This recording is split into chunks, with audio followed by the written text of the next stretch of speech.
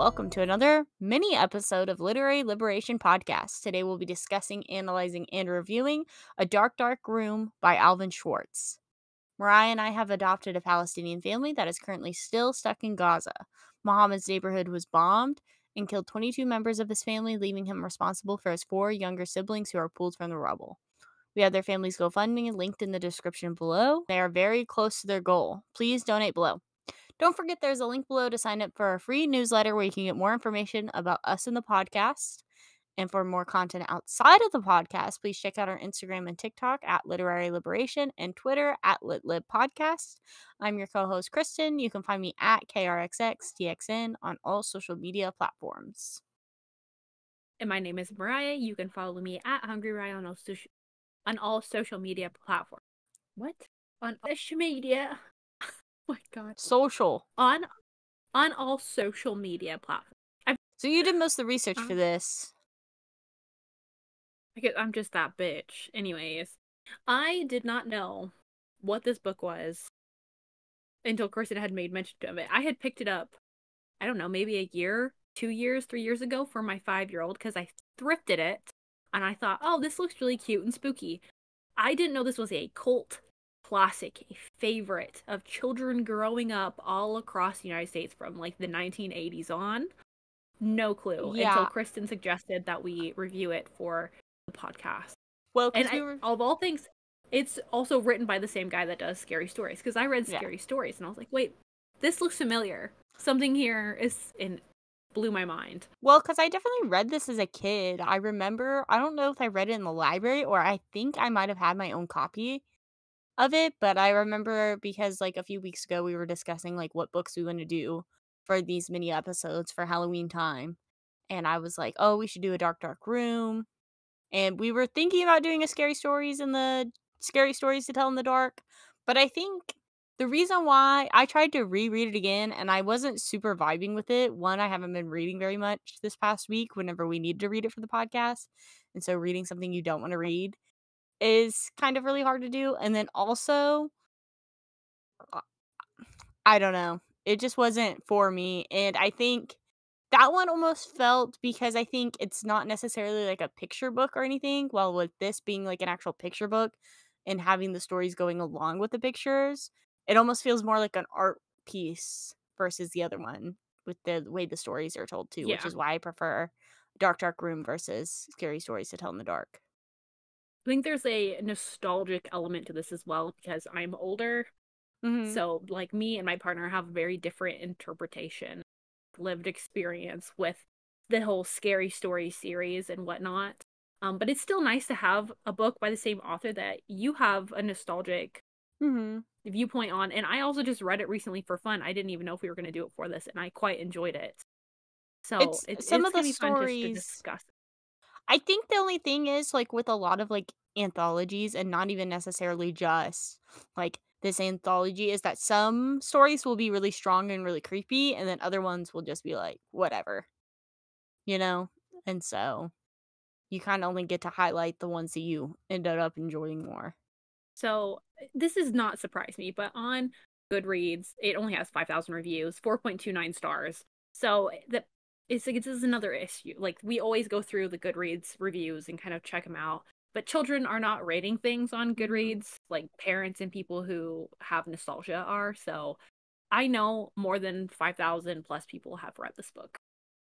I bet, like, it'd be probably easier to look at, like, the sales for this book to see more of how many people have read this.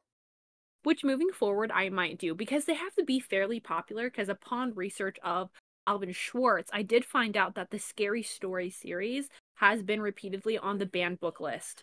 Yeah.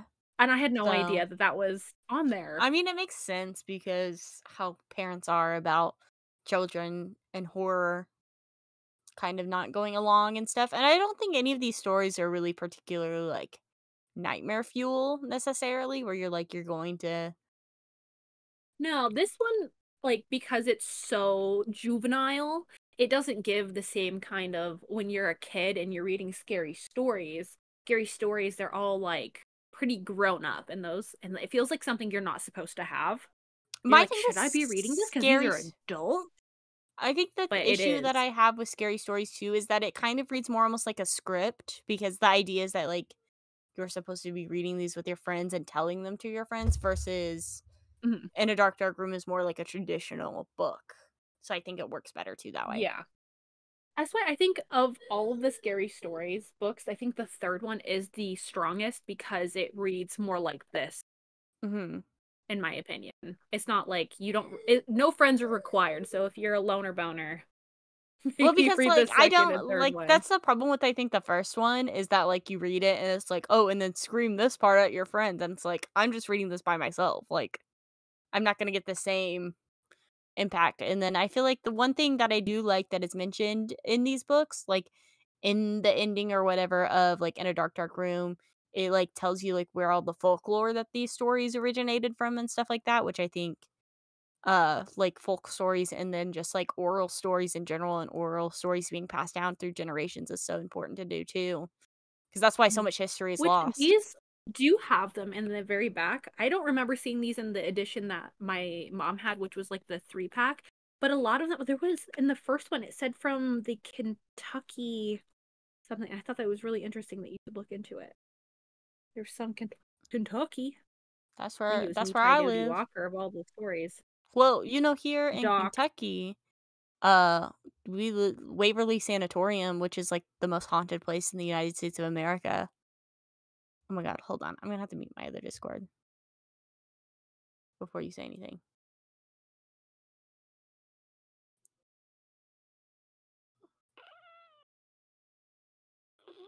How the freak do you mute this? Oh, let me mute it for 3 hours. Okay, go ahead. Yeah, on here in the very back of the scary stories, and then in also in a dark room, it says like where they're from. So on this one, it says page 14, me Ty Doty Walker. This is a retelling of Kentucky Tale collected by Herbert Halper in Bloomington, Kentucky, or in Bloomington, Indiana in Yeah. 1940. And it gives a little bit of history behind each one. So if you really like folk stories that you want to like pass on to your children, I think that anything by Alvin Schwartz, although there is some like problematic themes in a few of his stories, but Mm-hmm. these ones that we're reviewing today are fine for Fine. the most part, Yeah. I I don't think. know of any that were sus in this one. I read it on my phone. Well, there's the one about the in the graveyard, right? So that leans a little bit like fat phobic, but it's Oh not. yeah. That's the only one that I thought of too. I was like, oh, okay.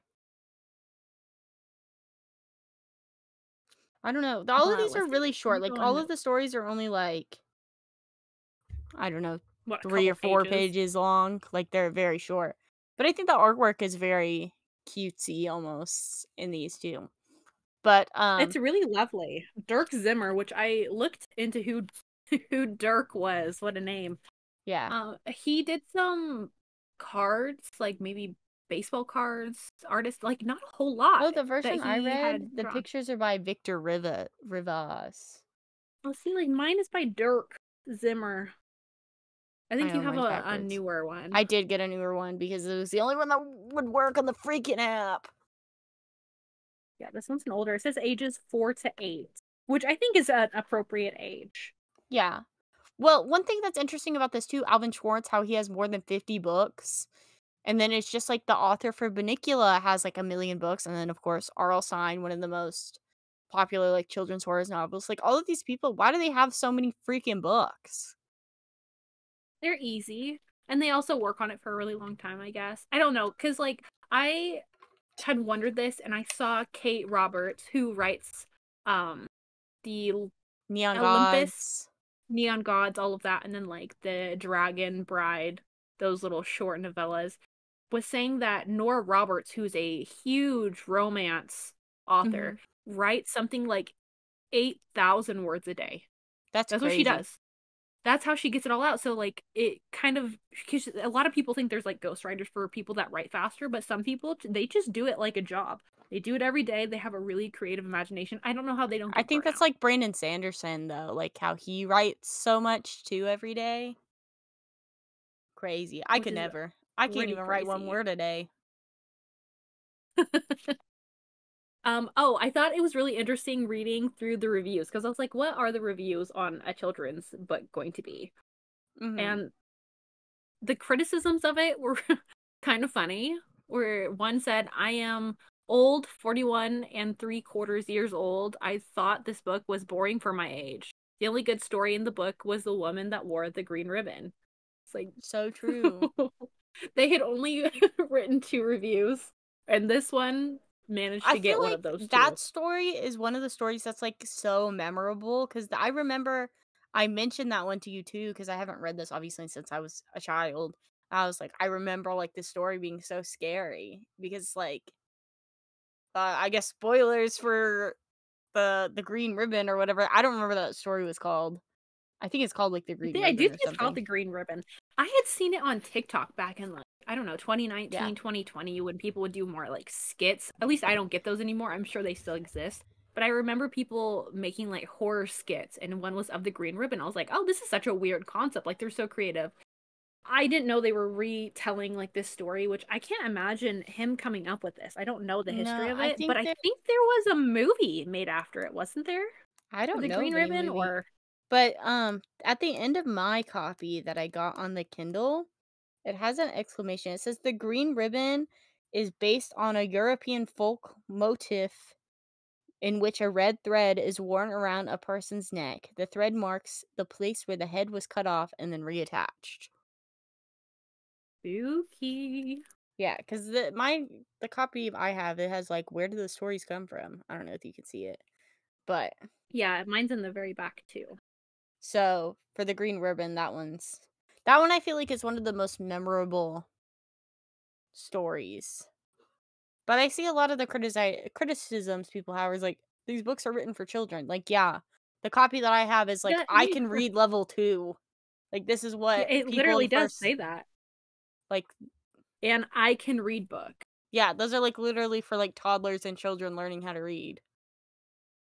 which is great. Like, they still make these books. I still buy them for my kids. Mhm. Like, they're great. It's like a collection of stories. They have to be, I think what makes those stories is, one, the font of them.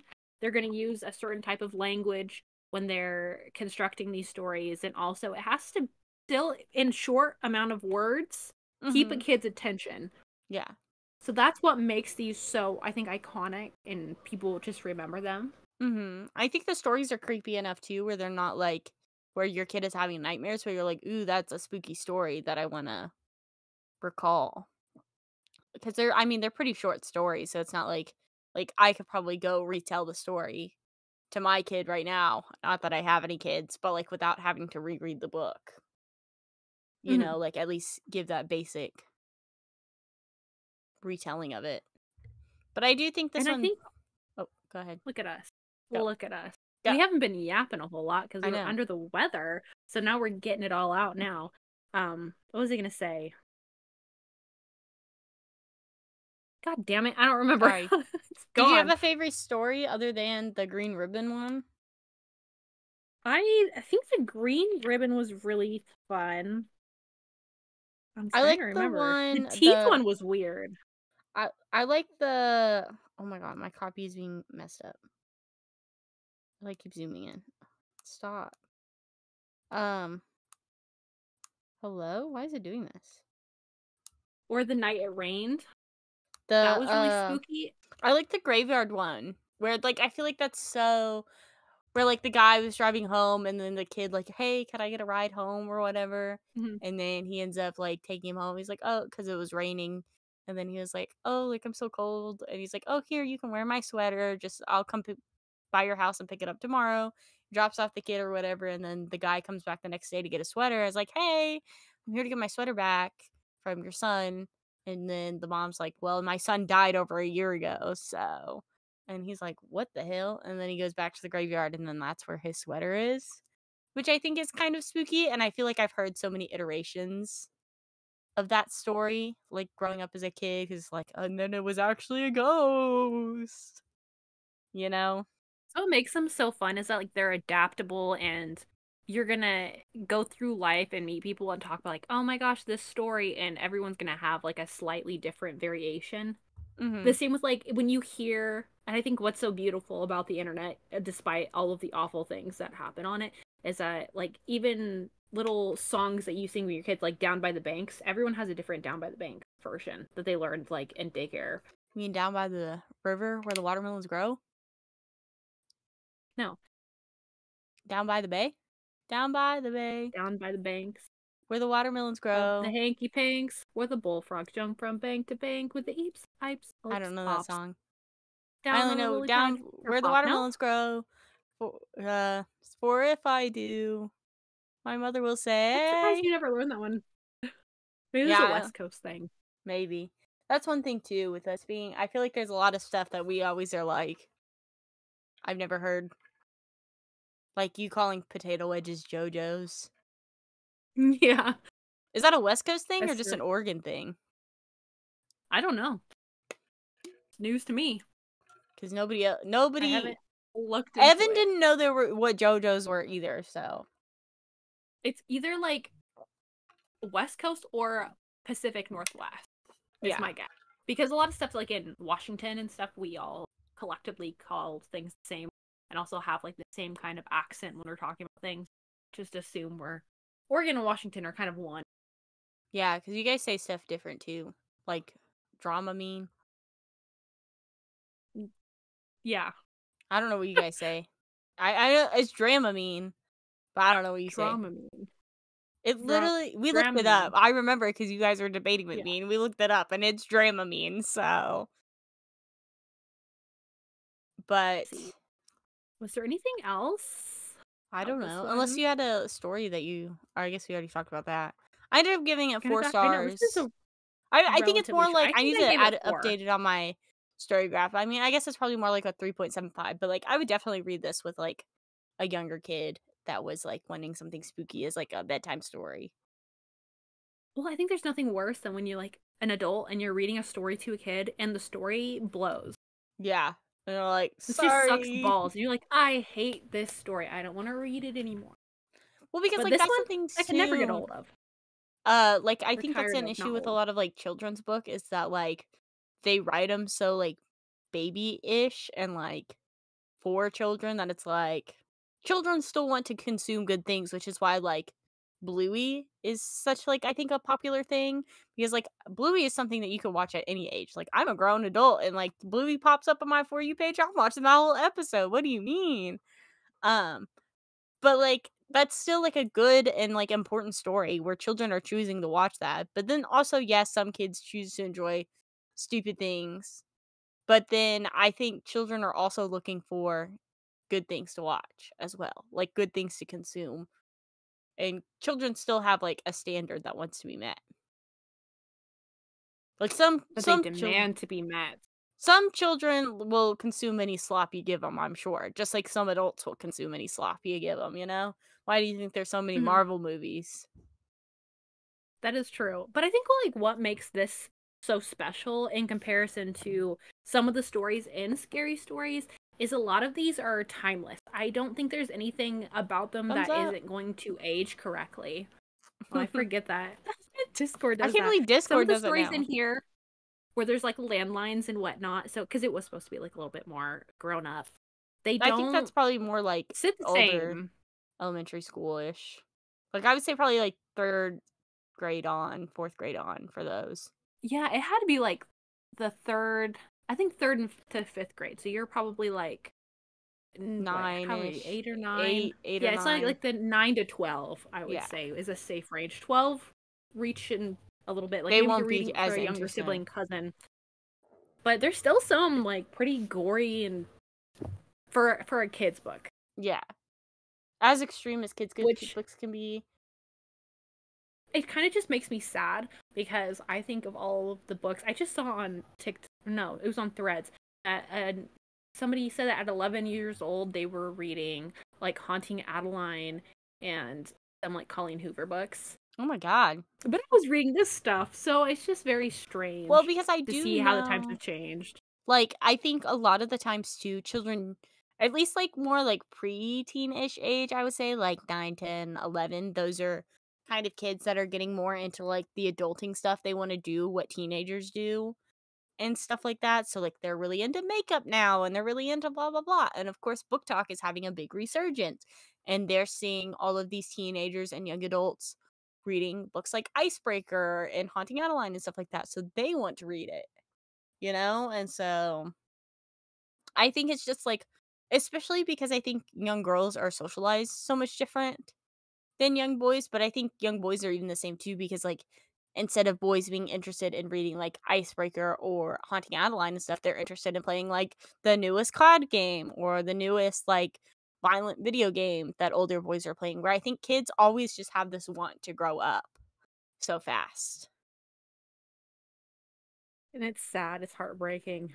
But I We mean, can't like, just like it's sad, enjoy but then things. I remember that me being that age too, and I wanted to be an adult too. I wanted to be able to do whatever I wanted, you know? This is true. And then you become an adult and you're like, why did I ever want this to happen? Is there anything Hold up. else we want to say?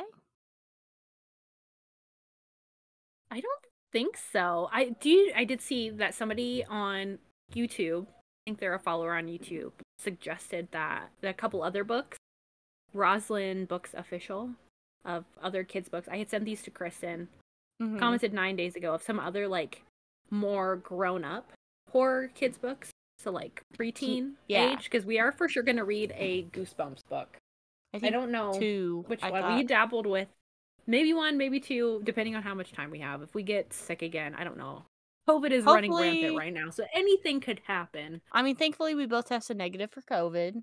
I mean, I was down for the count Sunday, Monday, but I think We're back at it. as of now we'll be okay-ish. But other than that, we're looking at doing Goosebumps. I don't know how many more weeks we have even for Not a lot before Halloween because I too think we only have 2. So we are going to do, for the minis. yeah, for these minis, for like the children's horror. Because obviously we're doing like adult horror leading up to Halloween as well. So, or like not necessarily only horror, adult spooky books as our regular Spooky, scheduled programming. supernatural, horror. Yeah, We got some good stuff lined up, and I think the last book that we're gonna end up reviewing, for the podcast, like before Slewfoot, is Halloween. probably going to be the most because it's a folk horror. I really enjoyed it, and I hope Kristen does end up enjoying it because I think Kristen likes folk horror because there's just something really charming about that type I don't know if where I've it's read just that much folk horror. I don't read a lot of horror. I'm a lot more of the thriller sort of side of like, I don't know, like, because I feel like thriller and horror are very like sisters almost, or like of the genre. Do you know what I'm saying? So I usually end up reading more of the thriller sides of books rather than the more horror books. But I do enjoy horror. Like I don't get queasy very easily, I don't think. Or like grossed out. yeah, because I don't like horror. Like, Or it's yes, just like, I do go towards like body horror because I think that it can be funny, it can be camp at some points where it's like humorous. And mhm, also, I do think there is some valid like social criticisms that can be made using like that as like a literary tool or vehicle. But if it's just violent for the sake of violence, mhm. I'm not about it. Yeah. Okay. Well, I guess if that's all we have to say for In a Dark Dark Room, I think if you haven't read it or if you have young kids, you should definitely maybe reread it if it's something nostalgic for you. I remember I very much enjoyed it as a kid. Because obviously me and Mariah didn't talk about all the stories, but we did talk about our few favorites. It's a very quick read, if you'd even classify it. I think it's like 50 pages, technically. Like, Yeah, at most. And it's like half of it's pictures, like yeah. pictures on every single page. So, I definitely suggest though if you have like a younger kid that's a little bit more creepy, like Goth Baby, then you should read it with them. But other than God, that, baby. you remember Goth Baby on TikTok? Yeah. Anyways, Child exploited baby. that's every single baby on TikTok.